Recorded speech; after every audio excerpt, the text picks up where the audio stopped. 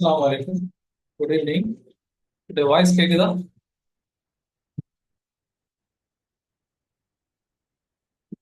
Okay.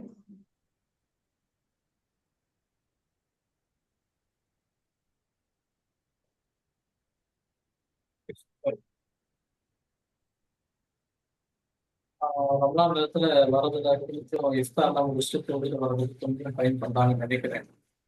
கொஞ்சம் half an hour போகிறதுக்குள்ள பார்த்தா 11 12 நபர்ஸ் இருக்கு. அட்டெண்டன்ஸ் இருக்கு. கிளாஸ் ஜாயின் பண்ணும்போது 3 4 பேர் இருக்காங்க. ஆரம்பத்துல இருந்து கேட்டதான் புரியும். ஸ்டார்ட் பண்ணிடலாமா?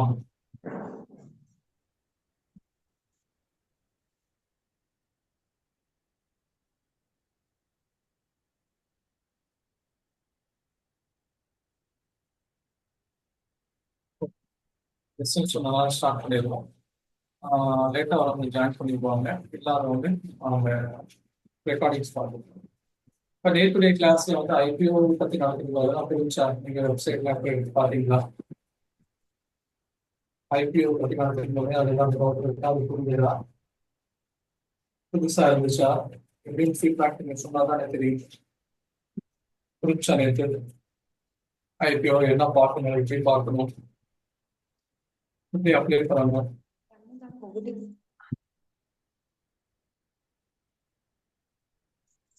எப்படி நான் இதை கண்டுபிடிச்சு நீங்க லேப்டாப் டேரக்டா ரிப்ளை பண்ணுங்க, புரிஞ்சு புரியல ஏதாவது சொன்னாதான் தெரியும்.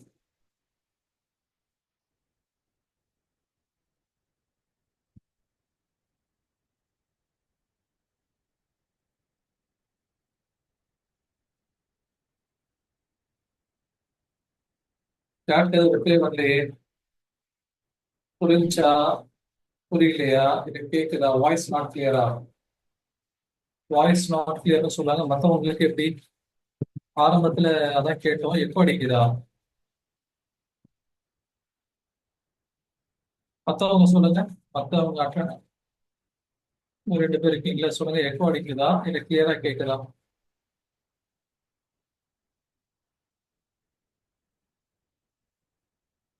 ஏன்னா இன்னைக்கு நான் வந்து வேற பிளேஸ்ல இருக்கேன். நான் திருச்சியில இருக்கேன். நான் டிராவல் பண்ணி திருச்சி வந்திருக்கேன்.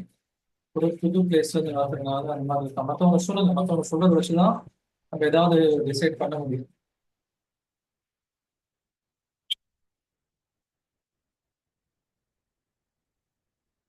மற்றவங்களுக்கு கேக்குதா இல்லையா, எக்கோ அடிக்குதா?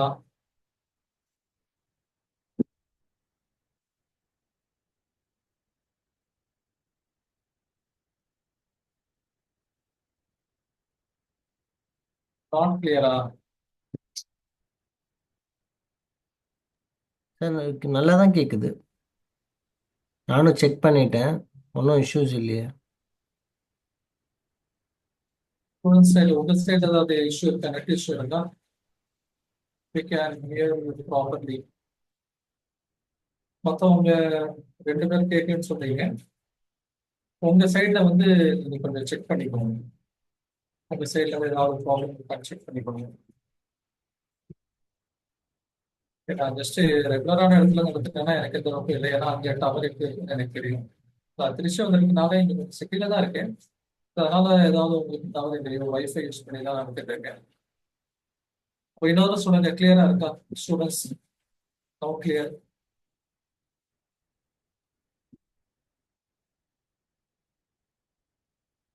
சொல்லுங்க, ஸ்டார்ட் ஆகும். நேற்று வந்து ஐபிஓ பத்தி நம்ம நடத்திருக்கோம். ஐபிஓ விஷயம் என்ன சொல்லியிருக்கோம்னா, ஐபிஓ வருது அப்படின்னா ஐபிஓனா முதல்ல என்ன, ஓகே, அது எங்க போயிட்டு வந்து சரி பார்க்கணும்.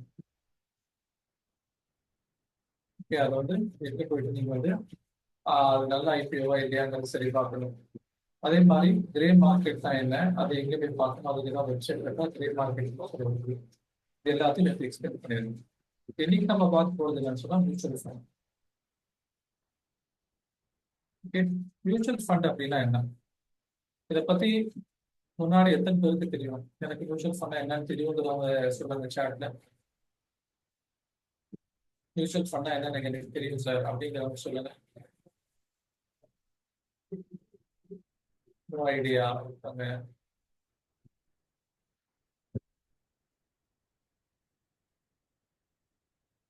மற்றவங்களுக்கு சம்மந்தமாக இது ஐடியா இல்லையா? இந்த மியூச்சுவல் ஃபண்டை பற்றி இப்போ நிறைய வந்து டாக்ஸ் வந்துட்டு இருக்கு.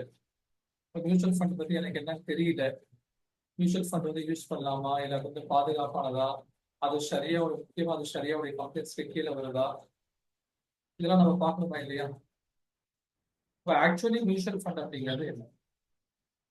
சிம்பிளா நமக்கு புரியுற மாதிரி பாஷையில சொல்லணும் அப்படின்னா, நான் வந்து ஒரு இன்வெஸ்டர். நான் வந்து என்ன சொன்னா ஒரு இன்வெஸ்டர். சரி, ஓகே, டவுட்ஸ் இருக்கு, நம்ம இந்த டீட்டெயில பார்க்கணும். இப்போ வந்து நான் வந்து ஒரு இன்வெஸ்டரா இருக்கேன். என்கிட்ட வந்து ஒரு 10 lakh பணம் இருக்கு. ஆனா அதை வந்து எப்படி ஸ்டாக்ஸ்ல இன்வெஸ்ட் பண்ணணும், எந்த ஸ்டாக் வாங்கணும் வைக்கணும் அப்படிங்கிறது எனக்கு தெரியல. நான் என்ன பண்ணுவேன்னா, இந்த 10 lakhs கொண்டு போய் இந்த ஃபீல்ட்ல எக்ஸ்பர்ட்டா இருக்கக்கூடிய ஒருத்தர்கிட்ட நான் தேடுவேன். இந்த பணத்தை நான் கொடுத்துருவேன். ஓகே, அந்த எக்ஸ்பர்ட் என்ன பண்ணுவாரு? எனக்கு பதிலாக அவர் வந்து ஸ்டாக் மார்க்கெட்ல இன்வெஸ்ட்மெண்ட் பண்ணுவாரு. ஓகேங்களா? நான் கொடுத்த பணத்தை அவர் ஸ்டாக் மார்க்கெட்ல இன்வெஸ்ட்மெண்ட் பண்ணுவாரு. ஏன் அவர் நம்ம வந்து டிபெண்ட் பண்றோம், ஏன் அவர் மேல நான் ரிலேபிளா இருக்கும் அப்படின்னா, அவர் வந்து ஒரு எக்ஸ்பர்ட். அப்படிங்கிறனால எக்ஸ்பர்ட்டா இருக்கிறதுனால என்னை விட அவரால் பண்ண முடியும். இல்லைன்னு சொன்னா எனக்கு வந்து டைம் இல்லை, நான் வந்து வேற ஏதாவது ஒர்க்ல இருக்கேன், என்னால இன்வெஸ்ட்மெண்ட் பண்றதுக்கு டைம், ரிசர்ச் பண்றதுக்கு டைம் தான் இல்லை, பார்க்க டைம் இல்லை. இப்போ நான் என்ன பண்ணுவேன்னு சொன்னா, என்னுடைய அமௌண்ட்டை வந்து வேற ஒரு மூலியமா இன்வெஸ்ட் பண்றேன். அது வேற ஒருத்தர் இருக்காரு பாத்தீங்கன்னா, அவங்க தான் மியூச்சுவல் ஃபண்ட். வேற ஒருத்தர் இருக்காங்கன்னா அவங்க தான் மியூச்சுவல் ஃபண்ட். ஆக்சுவலி என்ன பண்ணுவாங்க, நம்ம கிட்ட பணம் வாங்கிட்டு இந்த ஸ்டாக் மார்க்கெட்ல இன்வெஸ்ட்மெண்ட் பண்ணுவாங்க. நம்ம கிட்ட என்ன பண்ணுவாங்க, இவங்க பணம் வாங்கிட்டு இவங்க வந்து ஸ்டாக் மார்க்கெட்ல இன்வெஸ்ட்மெண்ட் பண்ணுவாங்க. சிம்பிளா சொன்னா இது மியூச்சுவல் ஃபண்ட். சார், இது நல்ல ஐடியா தானே, நம்மளோட நல்லா படிச்ச ஆளா ஒருத்தர் இருந்தாங்கன்னு சொன்னா அது வந்து நல்ல விஷயம் தானே. நிமிஷம் பண்ணி குடிச்சுக்கிறேன்.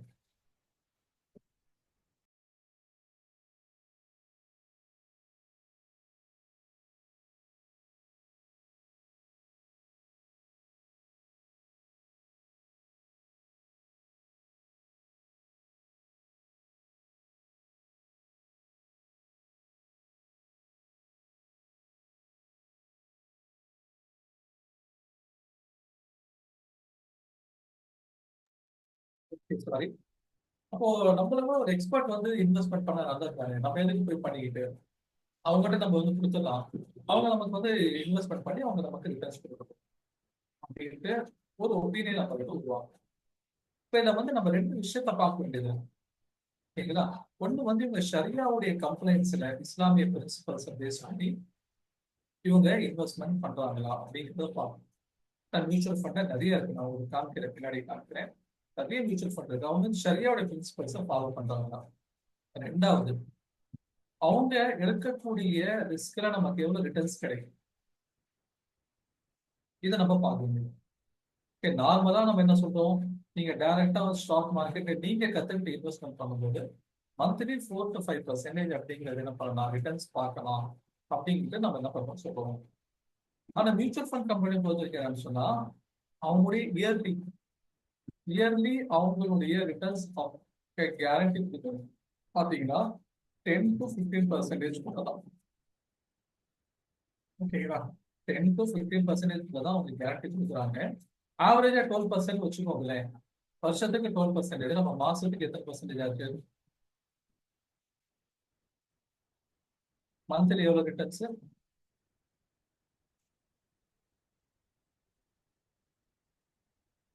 மந்த்லி 1%. ஓகே, மந்த்லி என்னது நம்மளுடைய ரிட்டர்ன்ஸ் வந்து 1% வரும். பட் இது ஸ்டாண்டர்டா வந்துடும். இப்போ நம்ம ஸ்டாக்ஸ் நீங்க வாங்கும்போது டைரக்டா என்ன பண்றீங்க, நீங்க ஒரு ஸ்டாக் வாங்குறது உதாரணமா இன்ஃபோசிஸ் உடைய ஸ்டாக்ஸ் வாங்குறீங்க. அந்த ஸ்டாக்ஸ் என்ன ஆகும், டைரக்டா உங்களுடைய டிமெட் அக்கௌண்ட் வரும். ஆனா நீங்க மியூச்சுவல் ஃபண்ட் வாங்கும்போது மியூச்சுவல் ஃபண்ட்ல என்ன பண்ண வாங்க மாட்டாங்கன்னா, உங்களுக்கு ஸ்டாக்ஸ் கொடுக்க மாட்டாங்க, உங்களுக்கு NAV சொல்லுவாங்க, நெட் அசெட் வேல்யூ அப்படின்ட்டு ஒண்ணு கொடுப்பாங்க. ஓகேங்களா? நெட் அசெட் வேல்யூ அப்படின்னு சொல்லிவிங்க, அவங்க உங்களுக்கு கொடுப்பாங்க. ஸ்டாக் டைரக்டா வராது.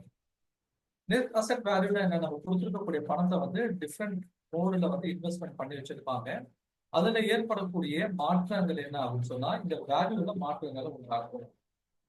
நெட் அசெட் வேல்யூ ஒரு பர்டிகுலர் ஸ்டாக்ஸ் இருக்கு, அவங்க என்ன பண்ணுவாங்கன்னா டைவர்சிஃபை பண்ணி நீங்க கொடுக்கக்கூடிய அமௌண்ட்டை பல ஸ்டாக்ஸ்ல போட்டு வச்சிருப்பாங்க. அதனுடைய மாறுதல்கள் எல்லாம் மொத்தமா சேர்ந்து என்ன பண்ணுவோம்னு சொன்னா உங்களுக்கு NAV அப்படின்னு சொல்லிட்டு ஒன்று காணும். நெட் அசெட் வேல்யூ சொல்லி உங்களுக்கு அது காமிக்கும். சொல்லுது புரியுதுங்களா? ஒரு மியூச்சுவல் ஃபண்ட் அப்படிங்கிறது ஒரு இன்வெஸ்டர் அவர் என்ன பண்றாரு? இன்வெஸ்டர் என்ன பண்றாரு? ஹோல் தேர் மணி டுகெதர்.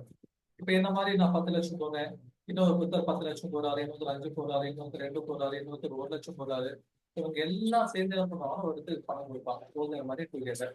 அப்ப அதை மேனேஜ் பண்றது ஃபண்ட் மேனேஜர்னு ஒருத்தர் இருப்பார். இவர் வந்து எக்ஸ்பர்ட்டா இருப்பார். இவர் வந்து எப்படி இருப்பாரு சொன்னா எக்ஸ்பர்ட்டா இருப்பார். ஓகேங்களா? இவர் என்ன பண்ணுவாரு? இந்த ஃபண்டை வச்சுக்கிட்டு யார் யார் எவ்வளவு ரிஸ்க் எடுக்க விரும்புறாங்க அப்படிங்கிறத கேட்டுட்டு அந்த ரிஸ்க்கு ஏற்ற மாதிரியான இன்வெஸ்ட்மெண்ட்டை அவர் பண்ணுவார். Okay, choose security to invest. யார் வந்து நிறைய இப்போ கம்மி வயசு ஆளுங்க இருக்காங்க, ரிஸ்க் பரவாயில்ல எடுக்க விரும்புறாங்க, இல்ல வயசானவங்க இருக்காங்க ரிஸ்கே வேணும்னு நினைக்கிறாங்க, அவங்களுக்கு என்ன பண்றது அப்படின்னு சொல்லிட்டு அவர் அதுக்கேற்ற மாதிரி டிஃப்ரெண்ட் ஆப்ஷன்ஸ்ல இன்வெஸ்ட்மெண்ட் பண்ணி என்ன பண்ணுவாருன்னா அவர் ஜென்ரேட் பண்ணுவாரு, இன்கம் ஜென்ரேட் பண்ணுவாரு. இன்கம் ஜென்ரேட் பண்ணி திரும்ப இந்த இன்வெஸ்டர்ஸ்க்கு கொடுப்பாங்க. ஓகே, அப்ப நம்ம பண்றதுக்கும் ஒரு ஒரு எக்ஸ்போர்ட் பண்றதுக்கும் நடுவில் வித்தியாசம் இருக்கும். நம்ம பண்றோம் அப்படின்னு சொன்னா நமக்கு வந்து அதுல எக்ஸ்பர்டைஸ்ன்றது கம்மியா இருக்கும், சில சமயங்கள் வேலைகள் அதிகமா இருக்கும், சில சமயங்கள்ல நமக்கு தெரியாத விஷயங்கள் புரியாத விஷயங்கள் நடக்கலாம். அப்ப பேசாம எக்ஸ்பர்ட்டை கூட்டிட்டு போயிடலாம் அப்படின்னு நீங்க முடிவு பண்ணீங்க சொன்னா அது ஒரு நல்ல ஆப்ஷன். ஓகே, நான் பொதுவா என்னுடைய ஸ்டூடெண்ட்ஸ்கள் சொல்றது மியூச்சுவல் ஃபண்ட்லயும் ஒரு ஒரு சின்ன இன்வெஸ்ட்மெண்ட் போட்டு வைங்க, தப்பு இல்லை. மியூச்சுவல் ஃபண்ட் என்ன பண்ணுங்க, பெருசா இல்லைன்னா கூட சின்னதா ஒரு இன்வெஸ்ட்மெண்ட் நீங்க அதுல போட்டு வைங்க. ஷரியாவுடைய கம்பெனிஸ் இருக்கக்கூடிய இதுல நீங்க போட்டு வைங்க அப்படின்னு சொல்லி நான் சொல்றேன். பொதுவா என்ன பண்ணுவாங்க சொன்னா மியூச்சுவல் ஃபண்ட் நிறைய டைப்ஸ் இருக்கு. நம்முடைய ஆப்ஜெக்ட் எதை வச்சு அப்படின்னு சொல்லிட்டு அவங்க முடிவு பண்ணிக்குவாங்க. இப்போ ஸ்ட்ரக்சரை பொறுத்து என்ன பண்ணுவாங்க, open ended mutual fund, close ended mutual fund, internal mutual fund சொல்லுவாங்க. ஓப்பன் எண்டட் மியூச்சுவல் ஃபண்ட் அப்படின்னு என்ன இருக்குன்னா நீங்க எப்போ வேணா பணம் போடலாம், எப்போ வேணா பணம் எடுத்துக்கலாம். க்ளோஸ்டு எண்டட் மியூச்சுவல் ஃபண்டா நீங்க இத்தனை காலத்துக்கு போட்டு இத்தனை காலத்துக்கு நீங்க எடுக்க முடியாது. ஓகேவா? இன்டர்னல் ஃபண்ட் அப்படின்னு சொன்னா ஒரு டைம் வரைக்கும் எடுக்க முடியாது, ஒரு 3 மாசம் கழிச்சு எடுத்துக்கலாம், திரும்ப 3 மாசம் எடுக்க முடியாது, 3 மாசம் அந்த மாதிரி வச்சிருப்பாங்க. இப்போ ஸ்ட்ரக்சரை வச்சு மியூச்சுவல் ஃபண்ட் என்ன பண்றாங்க பிரிக்கிறாங்க. அடுத்தது பாத்தீங்கன்னா அசெட் கிளாஸ். அசெட் கிளாஸ் பொறுத்த வரைக்கும் equity fund, debt fund, money market fund, hybrid fund. Equity ஃபண்டுனா நீங்க கொடுக்கக்கூடிய பணத்தை ஸ்டாக் மார்க்கெட்ல போடுவாங்க. இல்ல சார் எனக்கு வந்து ஸ்டாக் மார்க்கெட் ரிஸ்கே வேணாம், எனக்கு வந்து சின்னதா வந்தாலும் மாசம் மாசம் இன்கம் வந்தா போதுன்னு நினைக்கிறீங்க. அப்புறம் டெட் ஃபண்ட் இருக்குது உங்களுக்காக. டெட் ஃபண்டுனா கடன் பத்திரங்களை போடுவாங்க, அது வட்டி தான் வரும். ஓகே, மணி மார்க்கெட் ஃபண்டுன்னு சொல்லி இருக்குது, சின்ன சின்ன மணி மார்க்கெட் அப்படின்னு சொன்னா ஒரு வருஷத்துக்கு கம்மியா இருக்கக்கூடிய மார்க்கெட்ல போடுவாங்க. ஹைபிரிட் ஃபண்ட் இது எல்லாமே கலந்து போடுவாங்க. அசெட் டைப் அது இன்வெஸ்ட்மெண்ட் ஆப்ஜெக்டிவ் வச்சு. growth ஃபண்ட் அப்படின்னா என்னுடைய இன்வெஸ்ட்மெண்ட் அப்படியே வளர்ந்துட்டே போகணும், அது growth fund. Fixed income fund இல்ல சார் எனக்கு மாசம் மாசம் ஒரு ஃபிக்ஸ்டு இன்கம் வரணும் அப்படின்னு நினைச்சீங்கன்னா அதுக்கேற்ற மாதிரி. டாக்ஸ் சேவிங்ஸ் ஃபண்ட் சொன்னா இப்போ நிறைய டாக்ஸ் கட்டுறவங்களுக்கு இது யூஸ் ஆகும். லிக்விட் ஃபண்ட், பென்ஷன் ஃபண்ட், இந்த மாதிரி நிறைய ஃபண்ட் இருக்குது. ஸ்பெஷாலிட்டின்னு பாத்தீங்கன்னா செக்டார் ஃபண்ட், இந்த செக்டார்ல போடுங்க. இப்ப வரக்கூடிய காலங்கள்ல வந்து ஐடி செக்டாருங்கிறது நல்லா இருக்கும், அப்போ ஐடி செக்டர்ல போடுங்கன்னு சொல்லி நம்ம கேட்கலாம். அல்லது இண்டெக்ஸ் மியூச்சுவல் ஃபண்ட், அதாவது இண்டெக்ஸ் ஸ்டாக்ஸ்ல மட்டும் நீங்க போடுங்கன்னு சொல்லி கேட்கலாம். அல்லது funds of fund. Okay, funds of ஃபண்ட்னா அது ஒரு டைப் ஆஃப் ஸ்பெஷாலிட்டி ஃபண்ட். இப்போ commodity mutual fund, invest mutual fund, அப்போ வந்து ஒவ்வொரு கேட்டகரியா பிரிச்சிருக்காங்க. நமக்கு எப்படி வேணுமோ அந்த மாதிரி நம்ம என்ன பண்ணிக்கலாம்னு சொன்னா அதை ஸ்ட்ரக்சரைஸ் பண்ணிக்கலாம். இப்போ ரிஸ்க் வேணுமா, இப்போ நம்ம வந்து வயசானவங்களா இருக்கும், லோ ரிஸ்க் ஃபண்ட் போதும் சார். இல்ல ஒரு மிடில் ஏஜ்ல இருக்கும், மீடியம் ரிஸ்க். இல்ல நம்ம வந்து கம்மி வயசுல இருப்போம், ஹை ரிஸ்க் எடுக்க நான் ரெடியா இருக்கேன் அப்படின்னா அந்த மாதிரி. அப்ப நம்முடைய மோட்டிவ் எப்படி வந்து ஒரு கடையில நீங்க போறீங்க, உங்களுக்கு வந்து நீங்க டீ வேணுமான்னு சொல்லி கேக்குறீங்க. டீ எப்படி கேக்குறாங்க? ஸ்ட்ராங்கா வேணுமா, லைட்டா வேணுமா, சர்க்கரை அதிகமா வேணுமா, கம்மியா வேணுமா, அல்லது வந்து உங்களுக்கு கிளாஸ்ல வேணுமா, கப்ல வேணுமா, சூடா வேணுமா, அது இந்த மாதிரி கேட்கறாங்க இல்லையா? அதாவது கஸ்டமைஸ் பண்ணி கொடுக்குறாங்க. அந்த மாதிரி என்ன பண்ணிக்கலாம்னா மியூச்சுவல் ஃபண்ட் நம்முடைய மோட்டிவ்க்கு ஏற்ற மாதிரி கஸ்டமைஸ் பண்ணி இல்ல அந்த மாதிரி என்ன பண்ணலாம், மியூச்சுவல் ஃபண்டை நம்முடைய ஆப்ஜெக்ட்டுக்கு ஏற்ற மாதிரி பண்ணிக்கலாம். நம்ம பெரும்பாலும் ஷரியா ரிலேட்டடான ஃபண்ட்ல தான் நம்ம இன்வெஸ்ட்மெண்ட் பண்ண போறோம். இது வரைக்கும் ஷரியா ரிலேட்டடான நாங்க ஷரியாவுடைய பிரின்சிபல்ஸ் ஃபாலோ பண்ணி தான் நாங்க இன்வெஸ்ட்மெண்ட் பண்றோம் அப்படிங்கிறவங்க மொத்தம் 3 பேர் தான் இருக்காங்க. ஓகே, ஒன்னு டாடா எத்திக்கல் ஃபண்டு, இன்னொன்று டாரிஸ் எத்திக்கல் ஃபண்டு, இன்னொன்று குவாண்டம் எத்திக்கல் ஃபண்ட் வந்திருக்கு. இதை நான் கிராஸ் செக் பண்ணல, ஆனா இந்த மூணாவது ஒன்று இருக்குங்கிறத நம்ம போய் பார்ப்போம். சரிங்களா? நம்ம போய் என்ன பண்ணலாம், நம்ம வந்து வெப்சைட்ல போய் பார்ப்போம். இந்த டாடா எத்திக்கல் ஃபண்ட் எப்படி, டாரஸ் எத்திக்கல் ஃபண்ட் எப்படி, அவங்க எவ்வளவு ரிட்டர்ன்ஸ் கொடுக்குறாங்க, எந்தெந்த ஸ்டாக்ஸ் இன்வெஸ்ட் பண்றாங்க அப்படின்ட்டு என்ன பண்ணுவோம், நம்ம உள்ள போய் பார்க்கலாம். சரி,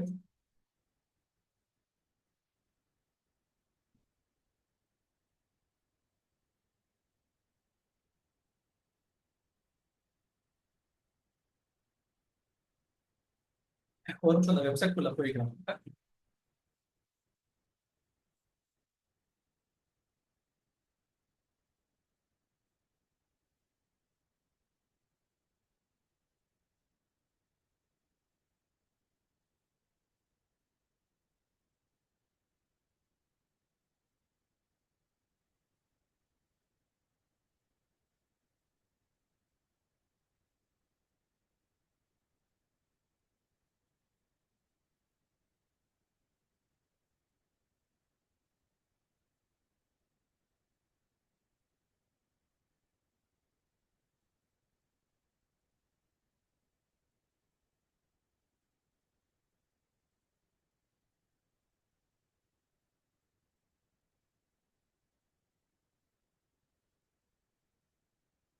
ஓகே, இங்க போய் பாத்தீங்கன்னு சொன்னா online mutual fund investment best mutual fund options.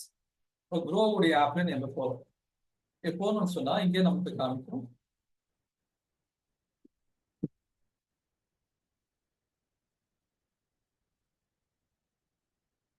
Okay. இப்ப நம்ம என்ன பண்றோம்னு சொன்னா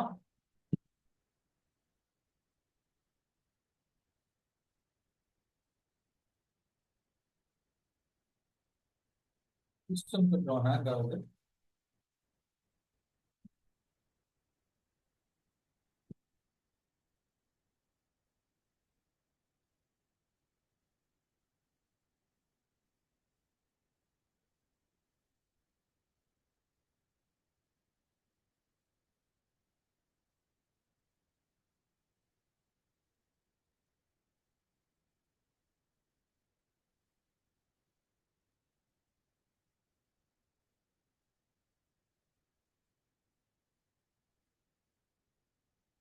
ஸ்டாக்ஸ் எஃப்எண்டோ பக்கத்துல மியூச்சுவல் ஃபண்ட் இருக்கா?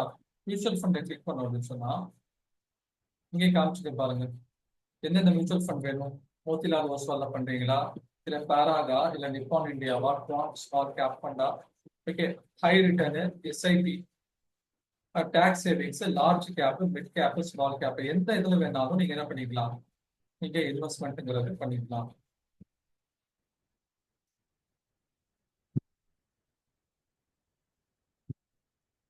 இங்க பாருங்க.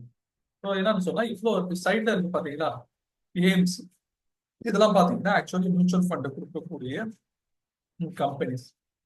என்னென்ன எத்தனை இருக்குது? White Oak Capital mutual fund, Helios mutual fund, Bajaj financial services, Naveen mutual fund, Bandhan mutual fund, Union, இவங்கெல்லாம் மியூச்சுவல் ஃபண்ட் கம்பெனிஸ். நம்ம வந்து 3 சரியா கம்பெனிஸ் கீழே வருதுன்னு சொல்லி பார்த்துருக்கோம். இன்னொன்று வந்து டாடா எத்திக்கல் ஃபண்டு, இன்னொன்று வந்து டாரஸ், இன்னொன்று வந்து குவாண்டம். ஓகே, இப்போ டாடா எங்க இருக்கு பாருங்க. டாரஸ் மியூச்சுவல் ஃபண்ட் இருக்கா? ஓகே, டாரஸ் மியூச்சுவல் ஃபண்ட் நான் என்ன பண்றேன், கிளிக் பண்றேன். இப்போ டாரஸ் மியூச்சுவல் ஃபண்ட் நான் கிளிக் பண்ணதுக்கு அப்புறம் என்ன பண்ணுவாங்கன்னா இங்க அவங்க எத்தனை விதமான மியூச்சுவல் ஃபண்ட், எத்தனை விதமான இன்வெஸ்ட்மெண்ட் டைப்ஸ் நடத்துறோங்கிறத காப்பாங்க. Taurus ELSS, ELSS equity linked savings scheme, tax saver fund, Taurus tax shield fund, Taurus banking financial services fund சொல்லிட்டு இவங்க டிஃப்ரெண்ட் கைண்ட் ஆஃப் வச்சிருக்காங்க. இப்போ டாரஸ் எத்திக்கல் ஃபண்ட் இருக்கா?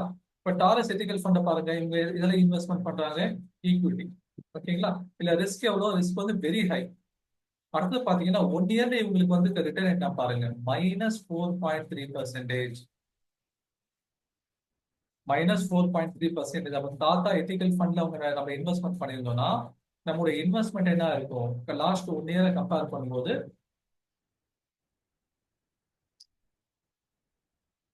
ஆஹ்,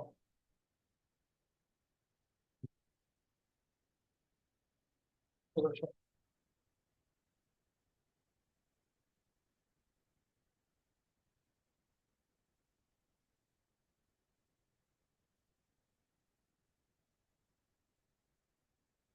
ஓடிபி சொல்லி கேட்குது. ஆனா ஓடிபி வந்து இன்னும் வரல.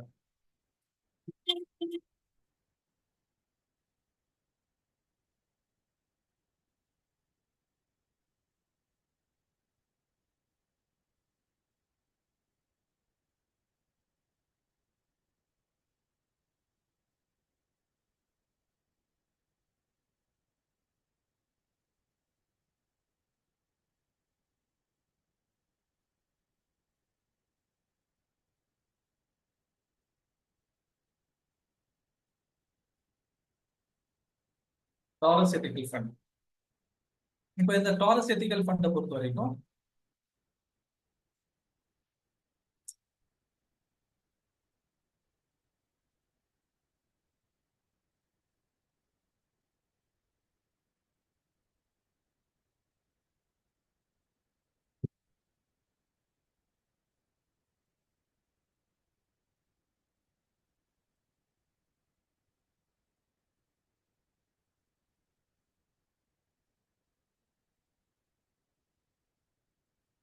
டாரஸ் எத்திக்கல் ஃபண்டை பொறுத்த வரைக்கும் என்ன சொல்றாங்க, லாஸ்ட் 3 இயர்ஸா நீங்க இன்வெஸ்ட் பண்ணியிருந்தீங்கன்னா 14.48%. அப்போ மந்த்லி உங்களுக்கு எவ்வளவு வருதுன்னு சொல்லுங்க, டக்குன்னு கால்குலேட் பண்ணுங்க. லாஸ்ட் 3 இயர்ஸாவே இந்த ஃபண்டை நம்ம கொடுத்துருக்கக்கூடிய ரிட்டர்ன்ஸ் வந்து 14.58%. 14.58%. அப்போ வருஷத்துக்கு எவ்வளவு, வருஷத்துக்கு பார்த்தாலே நம்ம கிட்டத்தட்ட வந்து 4%, 4% தான் வருது.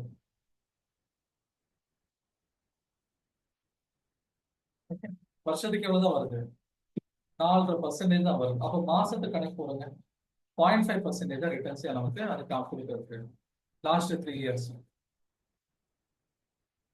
லெஸ் தென் 1%, 4.8%, அவ்வளவுதான். 5% நீங்க ரவுண்டா வருஷத்துக்கு 5%னா இப்போ மாசத்துக்கு பார்த்தீங்கன்னு சொன்னா 0.5% விட கம்மியாக தான் ரிட்டர்ன்ஸ் கொடுக்கும். ஓகே, ஏன்னு சொன்னா இவங்க டாடா இந்த எத்திக்கல் ஃபண்டை பொறுத்த வரைக்கும் இல்ல மியூச்சுவல் ஃபண்டை பொதுவாக பார்த்தீங்கன்னு சொன்னா நம்மள மாதிரி நினைச்ச உடனே காலையில வாங்கிட்டு அடுத்த நாளே விற்கிற மாதிரிலாம் பண்ண மாட்டேன். இப்போ லாங் டைம்ல தான் பிளான் பண்ணுறேன். இப்போ நான் என்ன பண்ணேன், இன்னைக்கு போடுறேன், ஏதோ ஒரு நெகட்டிவ் நியூஸ் வருதுன்னு எனக்கு தெரியுது, டக்குன்னு நாளைக்கு போய் என்னால் எடுத்துட முடியும். ஆனா இவங்க அப்படி பண்ண முடியாது. ஏன்னு சொல்லுவீங்க, இவங்க எவ்வளவு ஃபண்டு போட்டுருப்பாங்க சொன்னா, இப்ப பாருங்க NAV உடைய வேல்யூ என்ன, 129 ரூபா 46 பைசா இதோட NAV உடைய வேல்யூ. ஃபண்ட் சைஸை பாருங்க, கிட்டத்தட்ட 271 கோடி ரூபாய் இதுல இருக்கு. டாரஸ் எத்திக்கல் ஃபண்ட்ல கிட்டத்தட்ட 271 கோடி ரூபாய் போட்டு வச்சிருக்காங்க. நீங்க மாசம் மாசம் SIP போனாலும் மினிமம் 500 மூலியமா நீங்க ஆரம்பிக்கலாம். ஓகே, மாசம் மாசம் நீங்க வந்து மந்த்லி SIP உங்களுக்கு 500 இருந்து நீங்க ஆரம்பிக்கலாம். அப்போ டோட்டல் இன்வெஸ்ட்மெண்ட் வருஷத்துக்கு 6000 ரூபாய் இருக்கும். 6000 ரூபாய் போட்டுருந்தீங்கன்னா லாஸ்ட் இயர்ல வந்து உங்களுடைய ரிட்டர்ன்ஸ் எப்படியா இருக்கு, 5974 குறைஞ்சிருக்கும். அதே நீங்க 3 இயர்ஸ் போட்டிருந்தீங்கன்னு சொன்னா இவ்வளவு உங்களுடைய ரிட்டர்ன்ஸ் இவ்வளவு இருக்கும். 5 இயர் போட்டிருந்தீங்கன்னு சொன்னா உங்களுடைய ரிட்டர்ன்ஸ் இவ்வளவு இருக்கும். இல்ல நான் மாசத்துக்கு ஒரு 1000 ரூபாய் போறேன் சார்னா இது என்னோட ரிட்டர்ன்ஸ் நீங்க கால்குலேட் பண்ணிக்கலாம். இப்போ எந்தெந்த கம்பெனிஸ் இவங்க ஹோல்டிங் பண்ணியிருக்காங்க பாருங்க, எந்தெந்த கம்பெனில இவங்க ஹோல்ட் பண்ணியிருக்காங்க, அதோடைய வேல்யூ எவ்வளவு வளர்ந்துருக்கு, இப்போ எவ்வளவு வளர்ந்துருக்குன்னு சொல்லி காமிக்கிறேன். எல்லா கம்பெனியும் பார்க்கணுமா என்ன பண்ணிக்கலாம், இங்க பாருங்க. இப்போ இவங்களாம் என்ன பண்ண மாட்டாங்க சொன்னா, அதாவது மிடில் கேப் அல்லது ஸ்மால் கேப் ஃபண்ட் எல்லாம் பெருசா இவங்க ஃபோக்கஸ் பண்ண மாட்டாங்க. லார்ஜ் கேப் ஃபண்டை மட்டும் தான் ஃபோக்கஸ் பண்ணுவாங்க. லார்ஜ் கேப் ஃபண்டை பொறுத்த வரைக்கும் அது ரிலேபிலிட்டியும் ரொம்ப அதிகம், அதே நேரத்துல வந்து ரிஸ்க் ரொம்ப கம்மி. ஓகே, ஏன்னா வந்து இப்போ ரிலையன்ஸ் இண்டஸ்ட்ரீஸ்லாம் மூடிட்டு போயிருவாங்க அப்படின்னு சொல்ல முடியுமா? இந்தியாவிலே பெரிய பணக்கார ஃபேமிலியா இருக்கக்கூடிய ரிலையன்ஸ் இண்டஸ்ட்ரீஸ் அவங்களுடைய சொத்து. இப்போ இன்ஃபோசிஸ் அப்படிதான். இன்ஃபோசிஸ்ங்கிறது IT ஃபீல்ட்ல ஒரு லீடர்.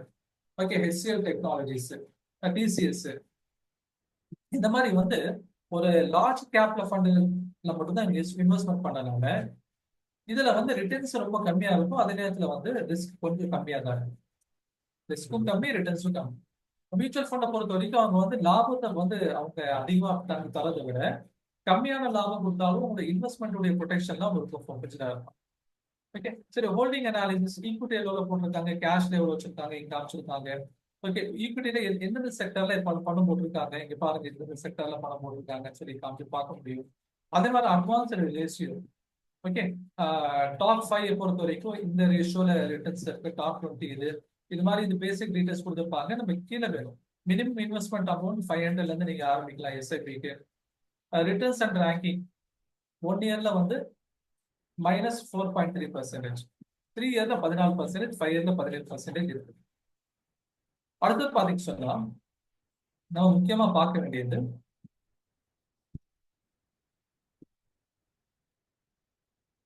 ஃபண்ட் மேனேஜர் யார். ஓகே, ஃபண்ட் மேனேஜர் யாரு அப்படின்னு பாத்தீங்கன்னா அனுஜ் கபில். இப்போ பாருங்க, Anuj Kapil education qualification okay. Mister Kapil has done IIMல வந்து MBA முடிச்சிருக்காரு. ஓகேங்களா, PGDBM சொன்னா IIMல வந்து அவங்க MBA முடிக்கிறவங்களுக்கு அந்த சர்டிபிகேட் அவங்க கொடுப்பாங்க. Prior to joining Taurus Mutual Fund, he has worked in Religare securities limited and FCH central wealth managers limited. இப்போ ஒரு விஷயத்தை யோசிச்சு பாருங்க. இப்போ நம்ம ஷரியா முறைப்படி இன்வெஸ்ட்மெண்ட் பண்றோம்னு சொல்றாங்க. இவங்களுக்கு எந்த அளவுக்கு ஷரியாவுடைய நாலேஜ் இருக்கும்? நான் பொதுவா ஒரு விஷயம் நம்ம புரிஞ்சுக்கிறதுக்காக சொல்றது உண்டு. ஒரு விதண்டாவாதமோ இல்ல வந்து ஒரு பிளாக் டாட் வைக்கணும், கரும்புள்ளி வைக்கணும் அப்படின்னு தான் இல்ல. இப்போ நம்ம வந்து கடற்கரையோரங்கள், தமிழ்நாட்டு கடற்கரையோரங்கள் இருக்கக்கூடிய மாவட்டங்கள்ல பாத்தீங்கன்னு சொன்னா ஷாஃபி மதாபுல சேர்ந்தவங்க தான் இருப்பாங்க. ஓகே, மதகுகள் பத்தி உங்களுக்கு தெரிஞ்சிருக்கும். சில பேர் அதை பத்தி தெரிஞ்சிருக்கலாம், சில பேர் மதகுகள் தேவைன்னு நினைக்கலாம். ஜஸ்ட் ஆஃப் நீங்க நாலேஜுக்கு நான் சொல்றது புரியும். இப்ப கடற்கரையோரமா பாத்தீங்கன்னு சொன்னா பெரும்பாலான கிராமங்கள் வந்து ஷாஃபி பள்ளியா தான் இருக்கு. நீங்க கேள்விப்பட்டீங்க ஷாஃபி பள்ளினா நமக்கு தெரியாதவங்க புரிஞ்சுக்கிற மாதிரி சொன்னா அவங்க உடனே தொழுகை வச்சுருவாங்க. காலையில எல்லா தொழுகையும் சீக்கிரமா இருக்கும். ஓகே, சுபுடைய தொழுகை 5 மணிக்கு பாங்க சொல்றாங்களா, 5:15 இருக்கு.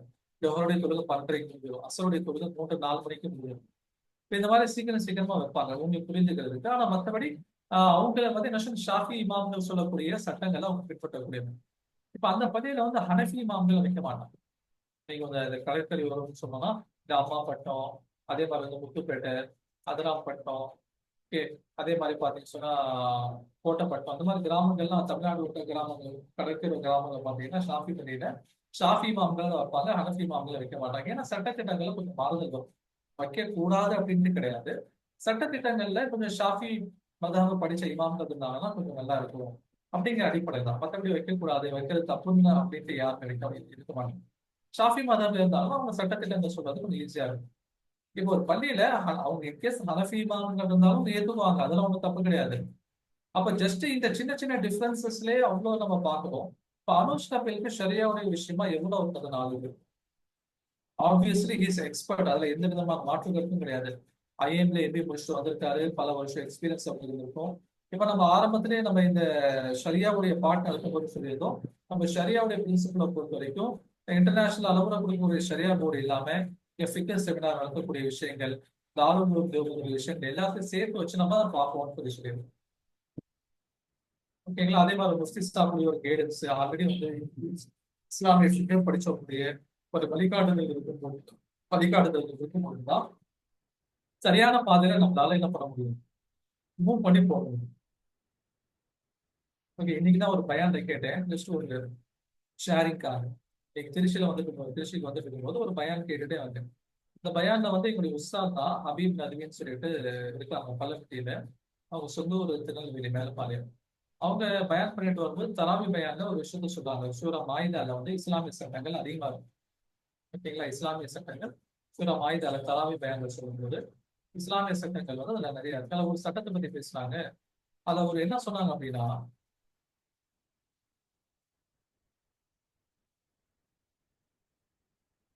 திரும்ப எக்கோ வருதா?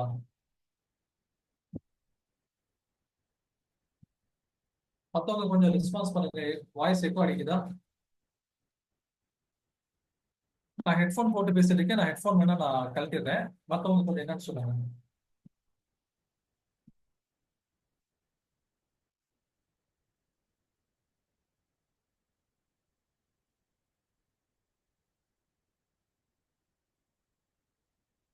வாய்ஸ் வெரி லோவா? இருங்க, நான் ஹெட்ஃபோன் கழட்டிடுறேன்.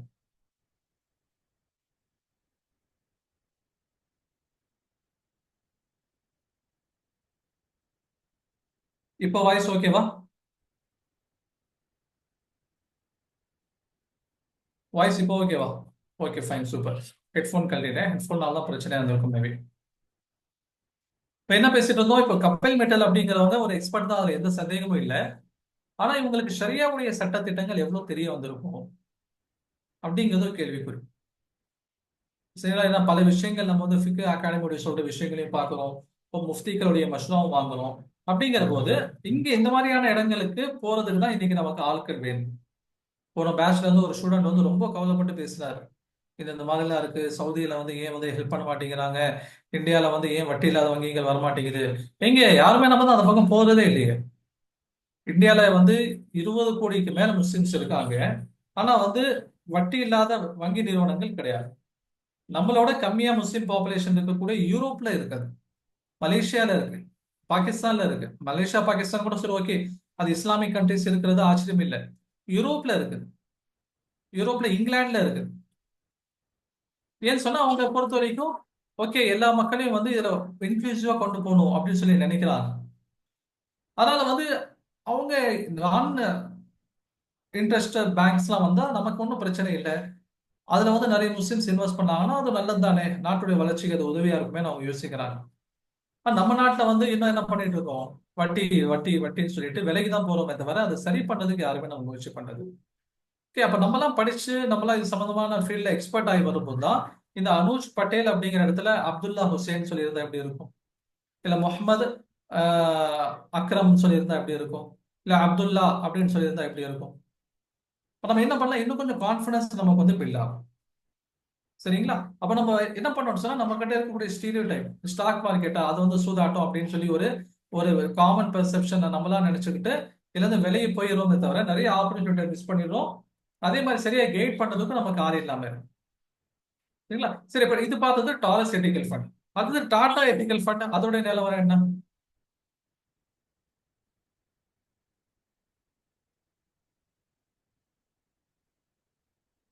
டாடா எத்திக்கல் ஃபண்ட் பாருங்க, டாடா எத்திக்கல் ஃபண்ட் இதுவும் கிட்டத்தட்ட என்னதான் அதே மாதிரிதான்.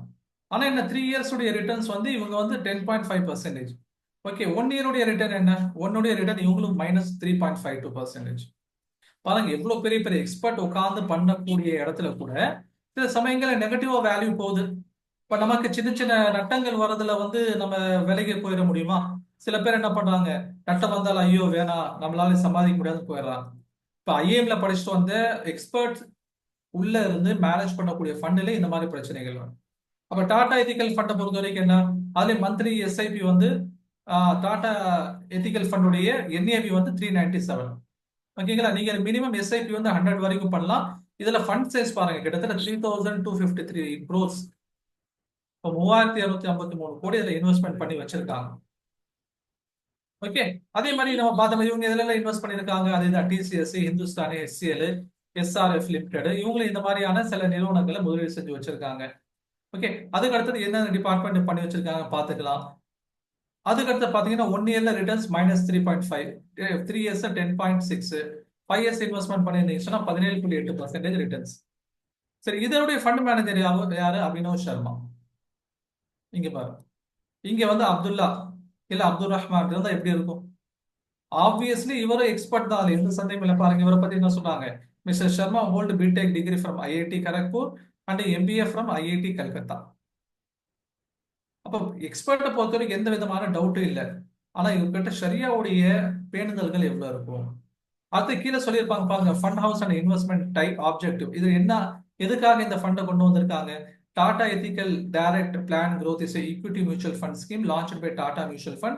The scheme was made available to investors on 30 June 1995. Objective கீழே சொல்றாங்க பாருங்க, the fund aims to provide medium to long term capital gain by investing in Sharia compliant equity. Sharia compliant equity and equity related instruments of well researched value and growth oriented company. அப்ப என்ன ஆகுது, ஷரியா கம்ப்ளைண்ட்ல நாங்க investment பண்றோம் சொல்லி என்ன பண்றாங்க, Tata ethical fund சொல்றாங்க. டாரஸ்ல நம்ம என்ன பார்க்கல, டாரஸ்ல வந்து அதோட மோட்டிவ் என்னன்னு சொல்லியிருந்தாங்கன்னு சொல்லிட்டு,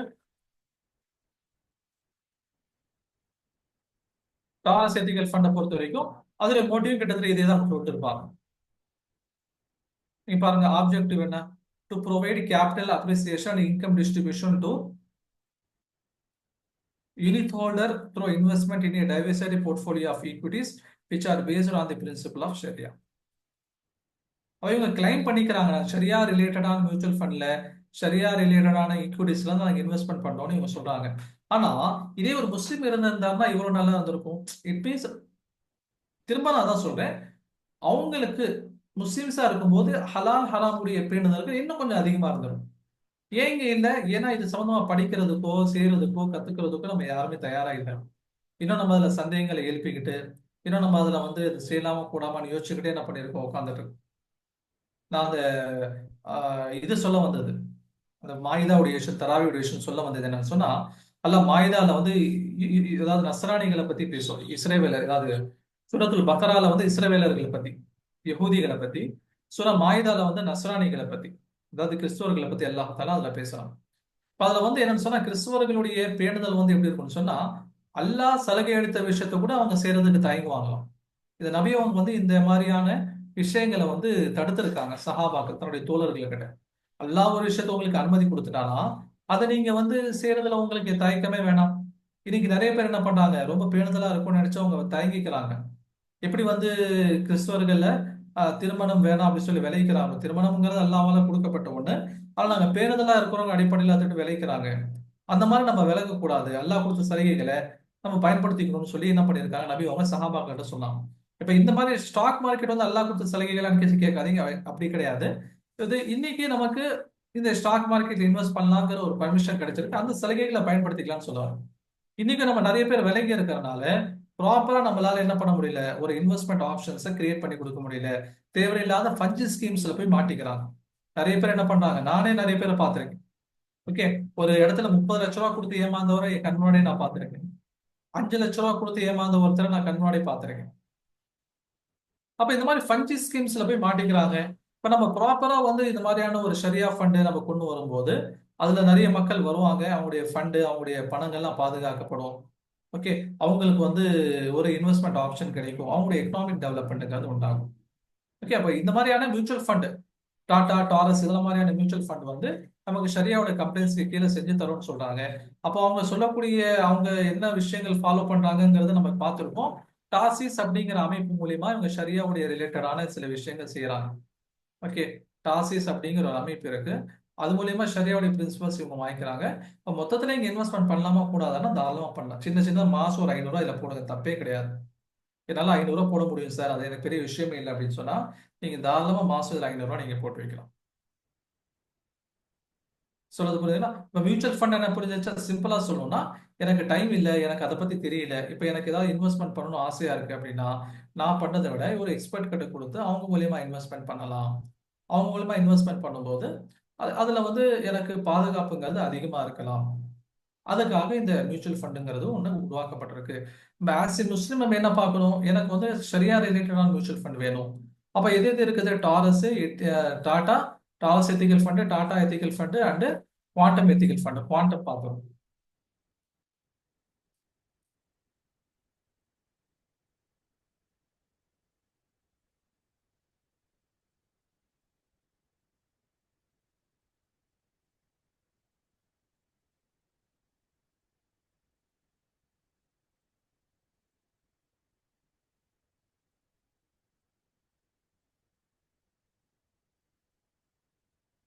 இங்கே குவாண்டம்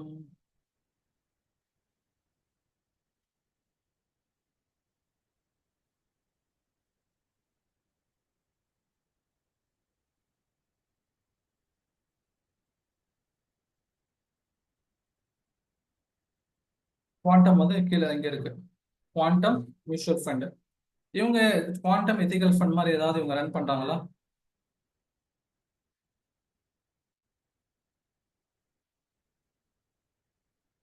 குவாண்டம் எத்திக்கல் ஃபண்ட் எங்க இருக்கு? இவங்களுடைய ஆப்ஜெக்டிவ்ல வைப்பாங்க. இவங்க ஆப்ஜெக்டிவ் இவங்க சரியா பிரின்சிபலை ஃபாலோ பண்றாங்களாங்கிறது கன்ஃபார்ம் பண்ணிக்கலாம். Fund house and motive.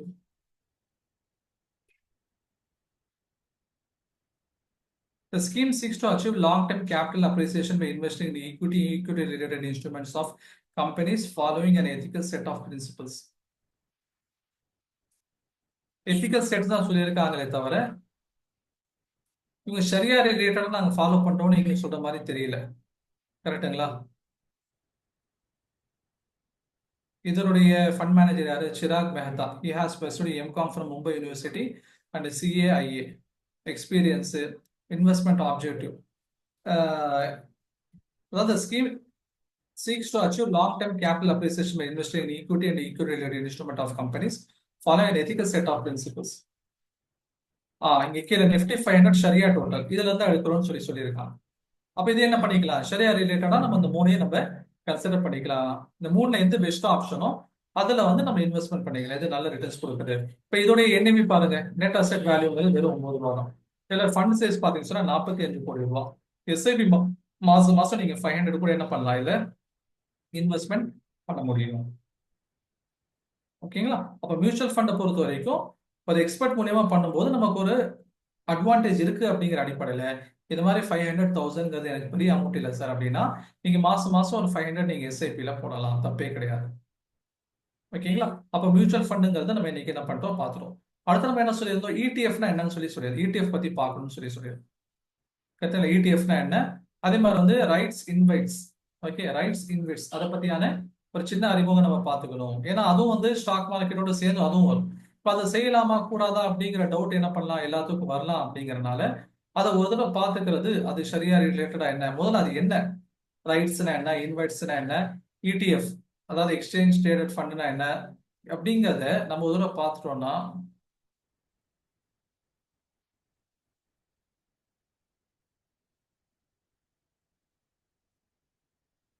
அந்த புரிதல் அப்படிங்கிறது நமக்கு இருக்கணும். நம்ம ஒன்றும் செய்யறோம் செய்யல, அது ரெண்டாவது விஷயம். ஆனா ஆக்சுவலி நமக்கு என்ன வேணும், நம்ம எது இந்த ஃபீல்ட்ல இருக்கோமோ அதோடைய புரிதல் அப்படிங்கிறது நமக்கு தேவை. அந்த அடிப்படையில் பார்த்தீங்கன்னு சொன்னா நம்ம இன்னைக்கு வந்து இடிஎஃப்னாலும் என்னன்னு பார்த்துக்கணும். அதே மாதிரி வந்து டைம் இருந்துச்சுன்னு சொன்னா நம்ம ரைட்ஸ் இன்வைட்ஸ்ங்கிறத என்னன்னு பார்ப்போம்.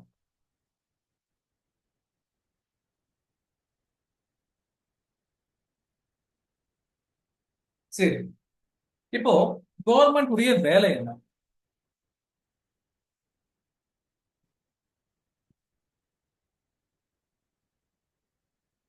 ஓகே, ஒரு கவர்மெண்ட் உடைய வேலை என்ன அப்படின்னு சொன்னா மக்கள் கிட்ட டாக்ஸ் கலெக்ட் பண்ணி வெல்ஃபேர் ஸ்கீமை நடத்துவாங்க. அதாவது இருக்கப்பட்டவங்ககிட்ட வாங்குவாங்க, அதை வாங்கி இல்லாதவங்களுக்காக ஸ்கீம்ஸ் நடத்துவாங்க. ஓகேங்களா? அப்ப ஸ்கீம் நடத்துறதுக்கு கவர்மெண்ட்க்கு பணம் வேணும். பணம் எங்க இருந்து எடுக்கலாம், பணம் கவர்மெண்ட் வாங்குறதுக்கு நிறைய ஆப்ஷன்ஸ் இருக்கு. அதுல ஒரு ஆப்ஷன் என்னன்னு சொன்னா டிஸ்இன்வெஸ்ட்மெண்ட்னு சொல்லுவாங்க. டிஸ்இன்வெஸ்ட்மெண்ட் அப்படின்னு என்ன அர்த்தம், இப்ப அரசாங்கத்துடைய ஒரு நிறுவனம் இருக்கு. உதாரணமா இங்க கொடுத்திருக்க எல்லாமே அரசாங்கத்துடைய நிறுவனம் தான். ONGC, coal India, Indian oil corporation, GAIL, oil India, PFC, Bharat electronics, REC, engineers India, CCI, இந்த மாதிரி நிறைய கவர்மெண்ட் உடைய நிறுவனங்கள் இருக்கு. இப்ப கவர்மெண்ட் வந்து ஒவ்வொரு பட்ஜெட்ல என்ன பண்ணுவாங்க அப்படின்னா இந்த கம்பெனில தனக்கு இருக்கக்கூடிய ஷேர் ஹோல்டிங்கை குறைப்பாங்க. உதாரணமா ஓஎன்ஜிசி எக்ஸாம்பிளுக்கு சொல்றேன். ஓஎன்ஜிசில கவர்மெண்ட் வந்து 100% பங்கு இருக்குன்னு சொல்லி வைங்களேன். உதாரணமா 100% ஓனர்ஷிப் கவர்மெண்ட் கிட்ட தான் இருக்குன்னா இவங்க 5% பங்கை வெளியே வித்துருவாங்க. 5% பங்கை வெளியே விற்கும் போது இதுல இருந்து இவங்களுக்கு ஒரு 20,000 கோடி ரூபாய் கிடைக்கும். அந்த 20,000 கோடியை எடுத்து என்ன பண்ணுவாங்கன்னா கவர்மெண்ட் உடைய வெல்ஃபேர் ஸ்கீமுக்கு இவங்க யூஸ் பண்ணுவாங்க. அடுத்தது கோல் இந்தியா. ஓகே, இப்ப கோல் இந்தியா இருக்குது. இதுல கவர்மெண்ட்க்கு வந்து ஷேர் ஹோல்டிங் வந்து ஒரு 80%, ஆல்ரெடி 20% வித்துட்டாங்க. இன்னொரு 5% விற்கலாம்னு சொல்லி நினைச்சு என்ன பண்றாங்க, விற்கிறாங்க. இது மூலயமா ஒரு 10,000 கோடி வருது. அப்ப அந்த 10,000 கோடியை வெல்ஃபேர் ஸ்கீமுக்காக யூஸ் பண்ணுவோம். இந்த மாதிரி கவர்மெண்ட் வந்து ஒவ்வொரு வருஷமும் டிஸ்இன்வெஸ்ட்மெண்ட்க்கு டார்கெட் வச்சிருப்பாங்க. இந்த வருஷம் டிஸ்இன்வெஸ்ட் மூலமா 60,000 கோடி எடுக்கணும், 70,000 கோடி எடுக்கணும், 80,000 கோடி எடுக்கணும்னு சொல்லி டார்கெட் வச்சிருப்பாங்க. அதுக்கேற்ற மாதிரி வந்து கம்பெனிஸ் உடைய ஷேர் ஹோல்டிங்கை விற்பாங்க. சில சமயங்கள் என்ன ஆகும் அப்படின்னா நல்ல நல்ல கம்பெனி வந்துச்சுன்னு வைங்களேன், அதை எல்லாரும் வாங்கிக்குவாங்க. ஓஎன்ஜிசி, இந்தியன் ஆயில் கார்பரேஷன், இதெல்லாம் வந்து எல்லாத்துக்கும் தெரியும், நம்ம கேள்விப்பட்டிருப்போம். ஆனா கேள்விப்படாத கம்பெனியா கவர்மெண்ட் வந்து டிஸ்இன்வெஸ்ட்மெண்ட் பண்ணாங்க அப்படின்னா அது வாங்குறது கஷ்டம். அப்படிதானே? தெரிஞ்ச ஒரு கம்பெனியா இருந்தா எல்லாம் கண்ணை மூடிட்டு வாங்கிடுவாங்க. கெயில் இந்தியாவா இருந்தா கண்ணை மூடிட்டு வாங்கிடுவாங்க. ஆனா அதை விட்டுட்டு கவர்மெண்ட் என்ன பண்ணுது, தெரியாத கம்பெனியா கொடுக்குறாங்க அப்படின்னா மக்கள் வாங்க மாட்டாங்க. அப்ப தெரியாத கம்பெனி எப்படி தள்ளி விடுறது அப்படின்னா இப்போ கவர்மெண்ட் வந்து ஒரு பாக்ஸ் எடுத்து வச்சுக்கும். அந்த பாக்ஸ்ல கோல் இந்தியால இருந்து ஒரு ஷேரு, ஓஎன்ஜிசில இருந்து ஒண்ணு, ஐஓசில இருந்து ஒண்ணு, கெயில இருந்து ஒண்ணு, ஆயில் இந்தியா, இந்த மாதிரி 5 தெரிஞ்ச கம்பெனில இருந்து 5 ஷேர்ஸ் எடுத்து போட்டு தெரியாத ஒரு கம்பெனில இருந்து 5 ஷேர்ஸ் எடுத்து போட்டு இதை ஒரு ஃபண்டா அனௌன்ஸ் பண்ணிடுவாங்க. ஓகேங்களா? என்ன இருக்குது இந்த பாக்ஸ்குள்ள வந்து கெயில் இந்தியாவோட 10,000 கோடி ரூபாய் ஃபண்ட் ஒண்ணு இருக்குது. ஓஎன்ஜிசியோடைய 10,000 கோடி ரூபாய் ஃபண்ட் இருக்குது. தெரியாத ஒரு கம்பெனி ஏபிசி அப்படிங்கிற கவர்மெண்ட் கம்பெனியுடைய ஃபண்ட் வந்து ஒரு ஷேர்ஸ் வந்து 5,000 கோடி ரூபாய்க்கு இருக்கு. இந்த மாதிரி 80,000 கோடி ரூபாய்க்கு ஃபண்டை ஒரு பாக்ஸ் ரெடி பண்ணிக்கிறான்னு வைங்க. இதுல உடைய வேல்யூவை சின்ன சின்னதா பிரிச்சு பிரிச்சு பிரிச்சு பிரிச்சு கொடுத்துருவாங்க. இப்ப என்ன ஆகும், நல்ல கம்பெனி இருக்குது அப்படிங்கிற அடிப்படையில நல்ல கம்பெனி வாங்கிட்டு போயிருவாங்களா இல்லையா? நீங்க சொல்லியிருக்காங்க பாருங்க, what is CPSE exchange traded fund, இடிஎஃப்னா என்ன, ஒரு பாக்ஸ் இருக்கும். அந்த பாக்ஸ்ல வந்து நல்ல கம்பெனி சேர்த்து போட்டுக்குவாங்க, லொல்ல கம்பெனி சேர்த்து போட்டுக்குவாங்க. எல்லாத்தையும் சேர்த்து ஒரு கம்பெனில போட்டு இதுக்கு ஒரு வேல்யூ ஜென்ரேட் ஆயிரும். உதாரணமா 80,000 கோடி. இப்ப 80,000 கோடியை வந்து ஒவ்வொரு யூனிட்டா பிரிப்பாங்க. ஒவ்வொரு யூனிட்டுடைய வேல்யூ 10 ரூபான்னு சொல்லி கொடுத்து, அப்ப 80,000 கோடி இருக்கா, அப்ப எத்தனை யூனிட்டா அவங்க பிரிப்பாங்க? 8,000 கோடி யூனிட்டா பிரிப்பாங்க. 8,000 கோடி யூனிட்டா பிரிச்சதுக்கு அப்புறம் நீங்க எவ்வளவுக்கு வேணாலும் வாங்கிக்கலாம். ஒரு யூனிட்டுடைய ரேட் 10 ரூபாயா, எங்கிட்ட 1000 ரூபா இருக்கா, நான் வந்து ஆஹ், ஒரு 100 யூனிட் வாங்கிக்கலாம். என்கிட்ட வந்து 1,00,000 ரூபா இருக்கா, நான் வந்து ஒரு 10,000 யூனிட் வாங்கிக்கலாம். என்கிட்ட 10 ரூபா தான் இருக்கா, நான் ஒரு யூனிட் வாங்கிக்கலாம். ஆனா அந்த ஒரு யூனிட் பின்னாடி என்ன இருக்குன்னு பாத்தீங்கன்னா 10 கம்பெனி இருக்கு. சொல்றது புரியுதுங்களா? அப்ப அந்த 10 கம்பெனியுடைய ஏற்ற இறக்கங்களை வச்சு இந்த NAV உடைய வேல்யூ என்ன ஆகும், அதுவே ஏற்ற இறக்கங்கள் அப்படிங்கிறது இருக்கும். NAV வேல்யூட ஏற்ற இறக்கங்கள் அப்படிங்கிறது இருக்கும். அப்ப இதுதான் எத்திக்கல், ஏதாவது எக்ஸ்சேஞ்ச் ட்ரேடட் ஃபண்ட். அதாவது ஒரு பாக்ஸுக்குள்ள எல்லாத்தையும் என்ன பண்ணிடுவாங்க, உள்ள போட்டுட்டு அந்த பாக்ஸ் உடைய வேல்யூ என்னவோ அதை சின்ன சின்ன யூனிட்டா பிடிச்சு சின்ன சின்ன இன்வெஸ்டர்ஸ்க்கு வித்துருவாங்க. கவர்மெண்ட் இதுல என்ன பிரயோஜனம்? நல்ல கம்பெனியுடைய ஷேர்ஸ் போயிடும், அது கவர்மெண்ட்க்கு தெரியும். ஆனா சில ஃபேமஸ் இல்லாத கம்பெனி, சில மக்கள் வாங்கக்கூடிய கம்பெனியுடைய ஷேர்ஸ் இதுல போட்டாங்க சொன்னா நல்லதோட சேர்த்து இது என்ன பண்ணிடும், அப்படியே பறந்து போயிடும். எப்படி நீங்க 1 கிலோ தக்காளி வாங்குறீங்க, அந்த 1 கிலோ தக்காளி கடைக்காரர் வந்து 20 தக்காளியோட சேர்த்து ஒரு அழுகின தக்காளி போட்டு கொடுத்துறாரா இல்லையா, நம்ம சரிட்டு வாங்கிட்டு வந்துடுவோமா இல்லையா? அந்த மாதிரி என்ன ஆரம்பிச்சுன்னா சில நல்ல கம்பெனி, சில தெரியாத கம்பெனி, சில வீக்கான கம்பெனி எல்லாத்தையும் ஒன்னா போட்டு கொடுக்கும்.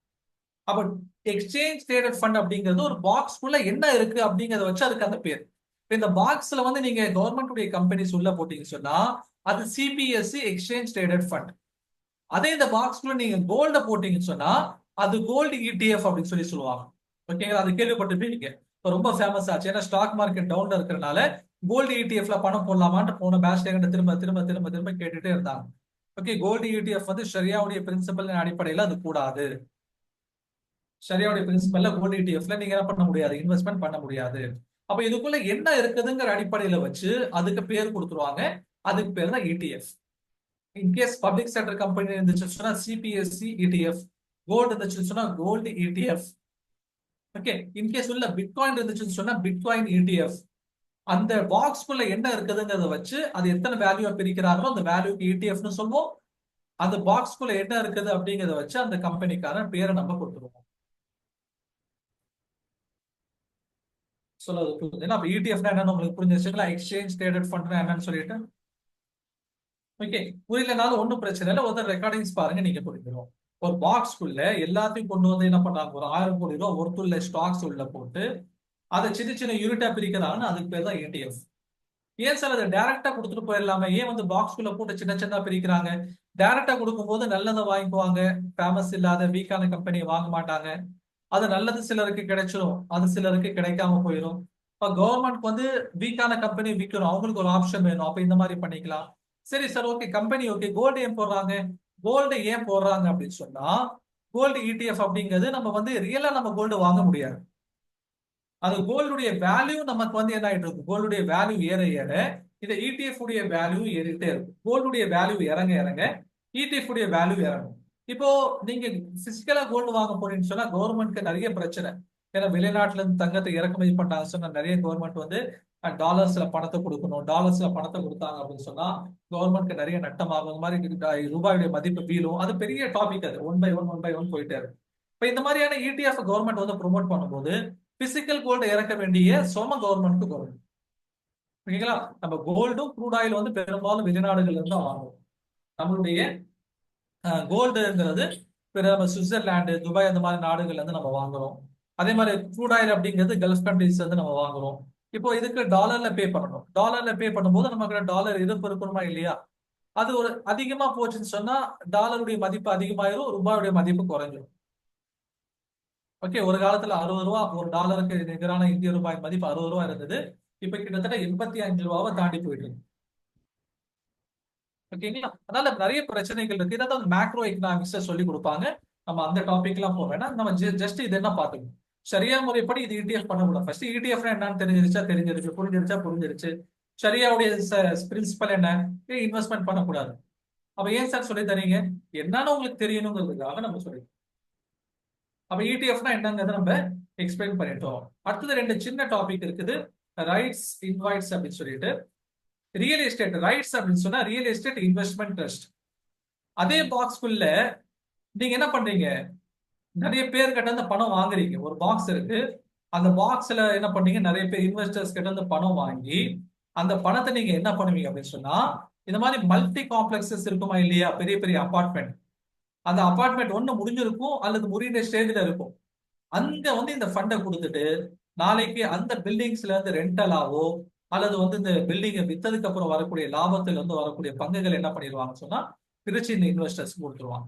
அப்போ ஏன் உங்களுக்கு வந்து பர்டிகுலர் இந்த பேர் கொடுக்குறாங்க, ஏன்னா பர்டிகுலரா இவங்க இந்த மாதிரியான மல்டி ரியல் எஸ்டேட் ப்ராஜெக்ட்ல தான் இன்வெஸ்ட் பண்ணுவாங்க, வேற எங்கேயும் இன்வெஸ்ட்மெண்ட் பண்ண மாட்டாங்க. இப்ப ரைட்ஸ் அப்படின்னு சொல்லி வந்துட்டாலே அது பெரிய பெரிய காம்ப்ளெக்ஸ்ல இன்வெஸ்ட்மெண்ட் பண்ணி அதுல இருந்து வரக்கூடிய ரெண்ட், அதுல இருந்து வரக்கூடிய லாபம், அந்த வித்தா வரக்கூடிய லாபம் எல்லாத்தையும் ரிட்டர்ன்ஸ் வந்து யார்கிட்ட கொடுப்பா, இன்வெஸ்டர்ஸ் தான் கொடுப்பாங்க. இது வந்து ஷரியாவுடைய பிரின்சிபலுக்கு கீழே கூடாது.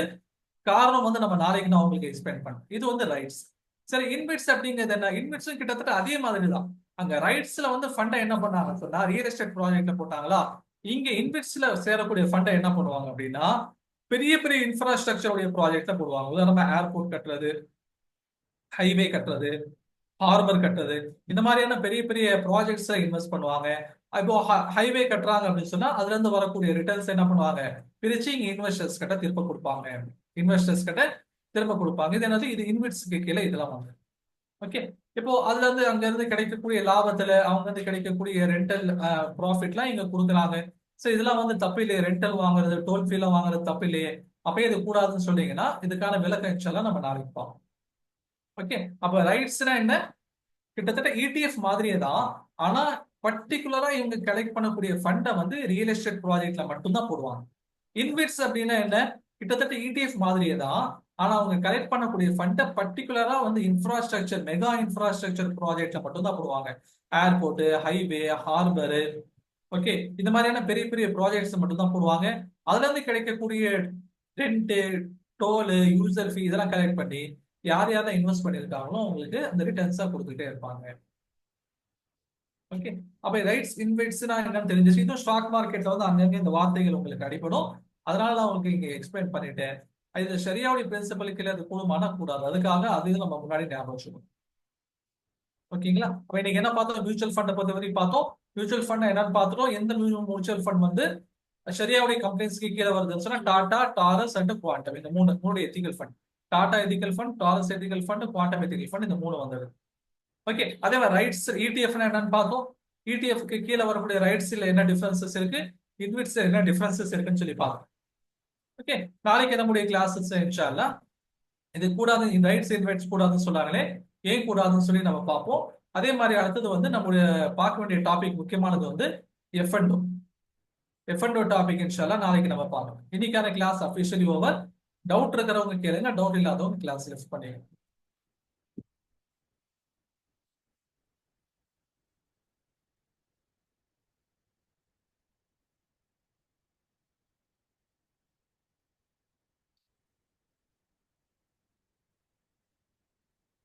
கேளுங்க, நான் வந்து அன்மியூட் பண்ணிடுறேன். டவுட் கேட்கறவங்க அன்மியூட் பண்ணிட்டு கேளுங்க. அஸ்ஸலாமு அலைக்கும் சார். ஸோ ஆக்சுவலாக இப்போ இந்த மியூச்சுவல் ஃபண்டில் வந்து இப்போ ரெண்டு விஷயம் சொல்லியிருந்தீங்க, Tata ethical fund and Taurus ethical fund. இப்போ டாடா எத்திக்கல் ஃபண்டில் இன்வெஸ்ட் பண்ணுற மாதிரி இருந்தால் ஓகே, மந்த்லி 5,000 இல்லை 1,000 போடுறோம், 3 இயர்ஸ் இல்லை 5 இயர்ஸ் போடுறோம். ஆனால் அவங்க வந்து கேளுங்க, டவுட் கேட்கறவங்க கேளுங்க. சார் கேட்குதா? Hello hello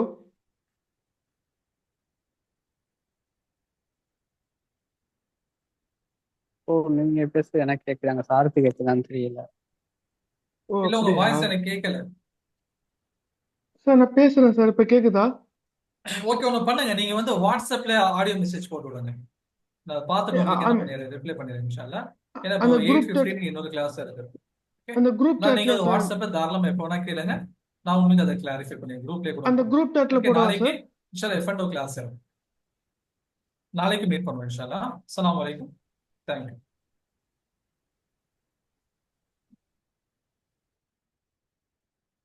hello hello